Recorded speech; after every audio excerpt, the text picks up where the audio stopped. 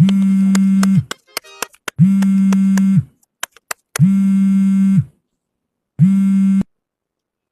तो मैं जॉनी लग रहा हूँ। आज दीपावली तो मैं बाजार भी जाना है, ऊपर से चिंटू भी रो रहा हूँ। और कल्लू के पापा दीपावली पे स्कूटरी ला रहे, तुम क्या ला रहे हो? और पप्पू की मम्मी धनतेरस पे हाल है, तुम तो कछु ला नहीं सकत हो। अरे हम सुनो, तुम बाजार जाओ तो सब्जी में पनीर लेता ही हो और चिंटू के लाने चिटपिटियाँ। हम तुम्हें 5 मिनट में बता रहे।